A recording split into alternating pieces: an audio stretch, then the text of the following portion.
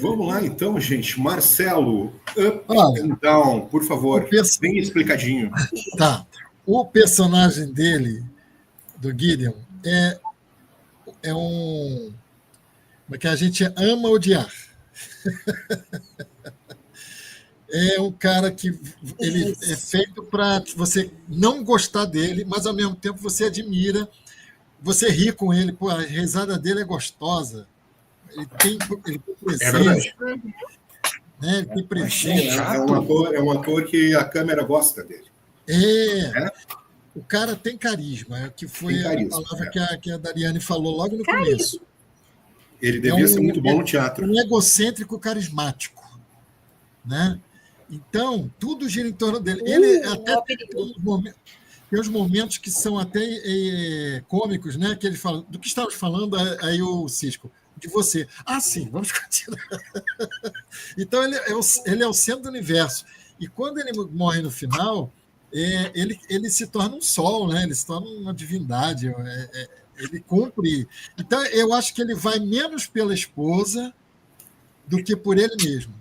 No final das contas, ele quis morrer em grande estilo para ser lembrado para todo sempre. Já tinha até o obituário pronto, né? Então, assim, eu acho que ele já tinha vislumbrado isso. E usa a questão da esposa meio que como uma justificativa plausível, vamos dizer assim, para a situação. Então, ele é o up. Eu acho que ele foi o ponto alto do episódio, no sentido assim, tá? Dessa ambiguidade da gente, caraca, fala, pô, mas que cara... Mas, ao mesmo tempo, fazer, mas que cara fascinante. Não é à toa que ele teve 9 esposas, mas aí elas começavam a conviver com ele e, imediatamente, o fascínio cai. E ele admite isso. Depois de um tempo, elas sabem que não é para ficar mais comigo. O down é o Cisco se apaixonar tão rápido, tão assim, do nada. Tudo bem, era um momento melancólico dele ali, por causa do aniversário da morte da esposa, que ele nem estava lembrando, ele estava meio que se culpando disso, mas eu achei assim, não me pareceu Cisco. Talvez se fosse uma coisa assim um pouco mais para frente no episódio, mas logo de cara, se ele ficar assim caído, aí no dia seguinte ele está sorridente e está bobão, eu achei que ficou forçado demais. Então é o down do episódio para mim. Eu acho assim, eu tenho duas visões meio conflitantes sobre isso, porque eu penso que, de certo modo, talvez essa fraqueza aí do que o Marcelo apontou, né, do roteiro, da trama, seja porque inicialmente a história foi pensada para outro personagem e foi deslocada para ele, e aí então pode não ter encaixado, né, com o personagem. Mas eu acho, por outro lado, eu acho que faz sentido por ser justamente um homem viúvo já há muitos anos, né, solitário, criando um filho sozinho, então faria sentido ele talvez se apaixonar assim tão rápido, né? Mas, enfim, muito bem apontado aí os ups and downs. Vamos para o próximo, que vai ser, eu acredito que o Silvio. Aí inverteu, ó. Olha que loucura. Foi o que eu reparei. A primeira coisa que eu vi. Uma risada estilo Gideon. Foi o que eu vi. Maravilhoso, porque eu penso exatamente o contrário do que o Marcelo falou. Isso é muito bom. Viu? Por isso que eu amo vocês. Isso é legal demais. Mas, eu encontrei muito fã falando que... Fã, sei lá se é fã, né? Mas, assim, muita gente mesmo, tá? Muita gente mesmo. Tanto no site de Cândido, como também no site do Jamal, né? Falando que o Cisco... esse episódio era a prova de que o Cisco é um péssimo ator. Porque, para mim, eu não vejo como isso pode ser verdade. Em que universo espelho isso faria sentido. Né? Porque, para mim, não há... Ao contrário, o Cisco o Avery Brooks seria um péssimo ator, né? E que esse episódio seria a prova. Para mim, prova o contrário, como o Avery Brooks é um homem que tem um leque ali de possibilidades e ele sabe interpretar muito bem, né?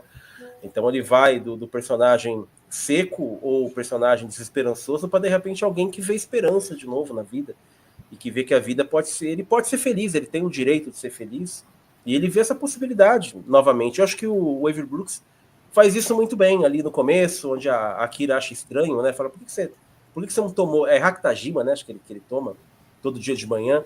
Por que você não tomou o seu negócio? Não, eu tô querendo fazer uma coisa diferente, né? Aí a Kira até fala, tá bom. Aí ele brinca com ela, que bom que você aprova, comandante, né? Que bom que você aprova.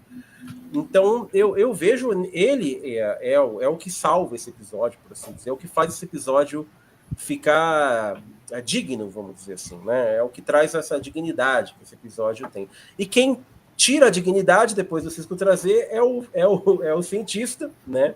Que tira toda a dignidade que esse episódio pode ter, né? É o Sayetk, né? Sayetk, na verdade. O ator é muito bom, eu concordo que o ator é muito bom, e ele faz como é que eu posso dizer? Não é culpa dele, o texto, não foi ele que escreveu, então, e ele interpreta bem aquilo que deram para ele, só que o que deram para ele é uma porcaria, fazer o quê, né?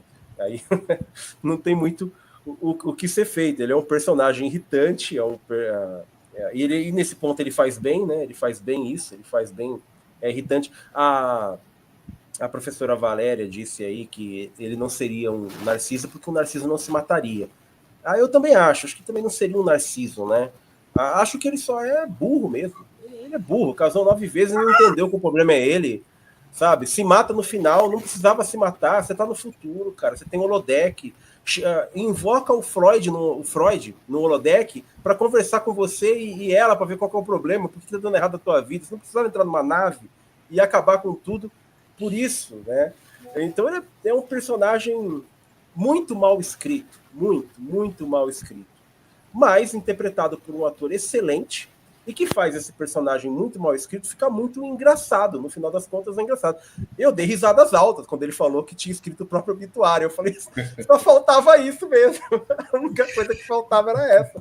Escreveu o próprio obituário, faltava mais nada, né? Enfim, eu acho que o Avery Brooks é o que faz o episódio ser muito legal, né? E esse personagem mal escrito, mas porém muito bem interpretado, é o que faz esse episódio ser ruim, né? Ser muito ruim. Esses seriam meus ups e os meus downs desse episódio. Muito bem, Silvio, valeu. Isso aí que tu estava falando sobre o Cisco, eu acho muito interessante, porque aí me ocorreu que lá naquela cena inicial que ele encontra a Fena, né, pela primeira vez, e eles falam sobre ele, né, menciona ali a constelação dos corredores, né? Talvez naquele momento o Cisco ainda estava correndo, ainda estava fugindo, porque quando ele chega na estação, né, que foi atribuída a missão para ele, e ele já estava decidido a ir embora, sair da Frota Estelar, né? Ele não queria criar o filho dele ali, ele sentia muito a morte da esposa, ele queria fugir, ele queria correr disso. E aí ele vai, com o passar do tempo, se dando conta de que ele estava tentando fugir de uma coisa que ele não precisava fugir, que é o trabalho dele, que é a vida dele na Frota Estelar. Isso vai ser muito interessante quando o Worf chega lá na 4ª temporada. No início da 4ª temporada, eles trazem o Worf para ajudar com a questão dos Klingons, e o Worf vai sair da frota, né? E aí ele vai lá no Worf e fala exatamente isso. Cara, eu estava fazendo a mesma coisa, eu estava tentando fugir, correr, e não é o caminho, né? E aí o Worf, com base nesse conselho que ele dá, nesse testemunho da própria história dele, decide ficar na Frota Estelar. Então é muito legal isso. Assim, eu acho que tem, apesar de ter, claro, todas essas coisas engraçadas que a gente discutiu aí, tem momentos muito bons no episódio que fazem a gente pensar sobre os personagens. Vamos ver então o Kleber. Por favor, Kleber.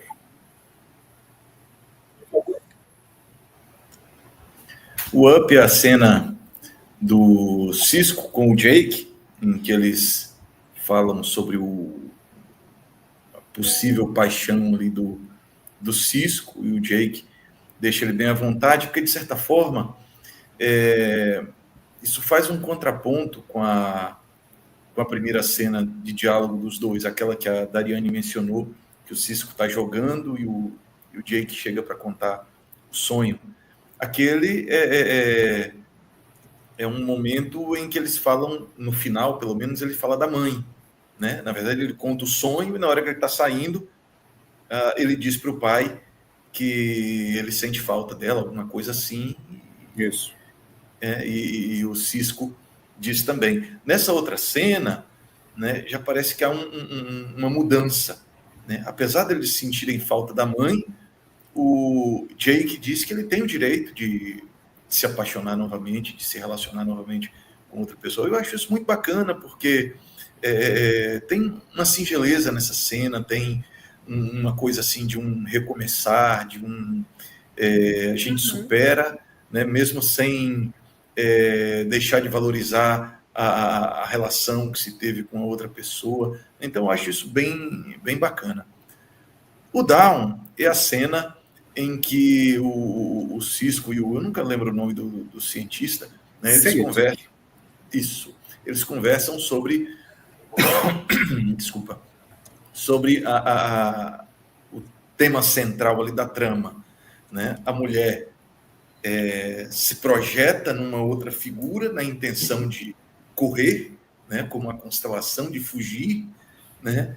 Mas, ao mesmo tempo, ele diz que ela prometeu a ele que não faria mais isso, ou seja, ela prometeu a ele que não mais se desesperaria com a situação tão ruim que é de estar casado com ele, a ponto de se projetar como um meio de fugir. Né? Que tipo de promessa é essa que se faz? Eu prometo que eu não vou mais me desesperar com um casamento tão ruim como esse nosso. Eu vou continuar achando o casamento ruim, mas sem me desesperar. Como é que isso pode funcionar? Né? Então, assim, o meu down não necessariamente pela cena. Eu acho uma cena importante para a trama, mas é por aquilo que a cena coloca para a gente, né? Ou pelo menos aquilo que esse personagem coloca para a gente. Que aí, né, eu vou acompanhar o Silvio nessa, né, e discordar do meu companheiro de Tel Geek, né, o Marcelo, e dizer que eu acho esse personagem horroroso. Né? Ele é divertido, ele é engraçadão, mas talvez pelo fato de eu não gostar de gente assim, né? De gente que não tem outro assunto a não ser a si mesmo. Né? E eu conheço várias pessoas assim, e o Marcelo também conhece, porque eu sei, né? Já teve até professor dele que era desse jeito, né? Jamais eu vou dizer o nome aqui, mas dizia que só tinha 3 pessoas no mundo que pesquisavam o mesmo tema que ele. Então, esse é um tipo de gente que me irrita. Né? Me irrita, não porque a pessoa não seja grande, não porque a pessoa não seja inteligente, não porque a pessoa não seja importante, mas porque a pessoa não percebe que existe outra coisa no mundo além de si mesmo. Então, esse é um tipo de gente que me irrita muito. E eu acho que é esse tipo de gente que gera esse tipo de situação. Né? Ou seja, a mulher está num sofrimento enorme a ponto de como é possível para ela, né, se projetar numa outra pessoa, né, mas ele traz o foco disso para ele. Mas ela me prometeu que isso não voltaria a acontecer. Veja só que cena louca. Então, o meu down é por essa situação assim de chateação que gera. Não sei se eu fico tão chateado com essa cena como a Val tem mostrado que está chateada com o episódio ali no chat. Mas são cenas assim realmente que deixam a gente meio chateado. Então estão aí o meu up e o meu down. Valeu, Kleber, e eu te agradeço por não ter dito o nome do professor, porque eu não gostaria de ser processado. Não quero que o canal seja processado. Mas nem sei de que ele está falando. Só existem 3 no mundo que pesquisam o tema. Mas eu não sei de quem ele está falando. Cara, meio acadêmico. Bom, mas não é, ele é um acadêmico, né? Não. Deixa quieto. Acadêmico, a gente sabe que tem nessa figura. Gente, vamos passar aqui para, então, a Dariane. Vai lá, Dari. Em primeiro lugar, eu acredito que a boy band gospel não vai sair depois dessas observações aqui do Prof. Kleber, né, em relação ao seu colega ali. Então, a gente estava esperando que saísse essa boy band aí, mas tudo bem, não vai dar certo, tudo bem. O Up, a gente observando assim, tinham várias cenas maravilhosas, mas a proximidade e o nível de entrosamento da equipe era tanto que a própria Kira observou que ele não tomou o Ractagino dele na manhã, tinha alguma coisa errada, eles ficaram todos espiados.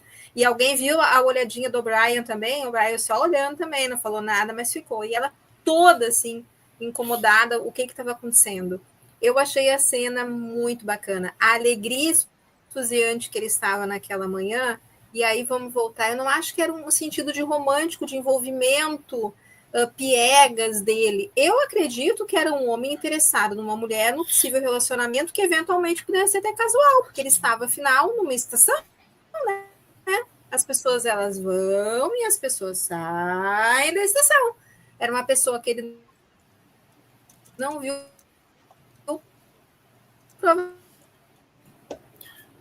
Gente, a Dari está com problemas técnicos, pedi para ela conectar, então eu vou passar o meu aqui antes, daí depois, quando ela conseguir retornar, ela fala. O meu up, cara, eu adoro a Kira, eu amo a Kira, e essa cena que eles estão no jantar, né, lá com o Seitik, ele falando sem parar, e das suas grandes façanhas, e aí, quando ele se vira por um momento, eu acho que ele vai buscar, né, a mulher na cozinha, ela corre imediatamente para o Cisco e pergunta para ele assim, será que ele vai perceber se a gente sair daqui? E tipo, eu me reconheci muito nessa cena, eu faria isso também. Então eu concordo com ela, eu achei assim, dou risada quando vejo a cena. Achei muito Kira nisso, porque a Kira, ela não é uma diplomata, né? Ela é uma mulher pé no chão, ela não expulsou os cardassianos participando de banquetes e convescotes, né? Foi de fuzil na mão mesmo, fazendo as coisas, então ela não tem a menor paciência para esse tipo de coisa. Eu acho que isso foi muito perfeito, assim, com o personagem, foi muito inteligente da parte deles. E o meu down é o seguinte, vocês não deixaram eu falar no começo, né? Mas esse episódio, para mim, é um episódio da nova geração, não é um episódio de Deep Space Nine. É o grande demérito, para mim, nesse episódio, é fazer essa coisa procedural, né, de uma historinha que inicia e acaba ali mesmo, fechadinha, que não explora, né, a riqueza dos personagens e da mitologia de Deep Space Nine. Eu acho que Deep Space Nine é uma série que não pode se dar o luxo. Claro que a gente está tratando aqui de segunda temporada ainda, né? As coisas ainda estão no início, elas não tomaram o formato clássico da série, né? O que ficou mesmo. Mas eu acho que é uma série que não pode se dar o luxo de desperdiçar tempo fazendo esse tipo de historinhas que não explora o seu próprio universo, né, de uma maneira com mais qualidade, né, mais qualificada. Tem a questão do luto do Cisco, tem a questão do Cisco e do Jake, que é muito bonita, estão presentes aí no episódio, mas de resto, esse episódio eu vejo ele funcionando lá na nova geração, né? Com o George, talvez, sendo o personagem foco. Então, Deep Space Nine não pode se dar o luxo de fazer esse tipo de episódio. Tem a nova geração para isso e tem Voyager para isso, né? Deep Space Nine é outra parada, outra coisa. Então, seria o down, esse de ser um episódio que, para mim, é uma perda de tempo, né? Dentro de tudo que a série tem para oferecer. E desperdiçaram um contexto maravilhoso, que é o contexto do Gênese, né? Da Gênese, um contexto tão legal, uma coisa que poderia fazer sentido, poderia ser usado numa guerra contra o domínio, por exemplo. E é um desperdício, fica por isso mesmo. Depois nunca mais citam novamente. É um desperdício. Então, para mim, então, é isso. Assim, um episódio que, na verdade, não é de todo ruim, tem momentos muito bons, né? E suscita reflexões bem interessantes, como a Dari nos mostrou hoje. Mas para mim é meio desperdício assim, de material, né? de personagem e de mitologia. Dari, eu acho que agora tu conseguiste voltar. Aqui ela não voltou, não. Não? Para mim, não. Não, ela caiu mesmo. Ele está tentando voltar e não consegue. É tipo quando o O'Brien fica no teletransporte lá tentando trazer alguém e a pessoa não vem.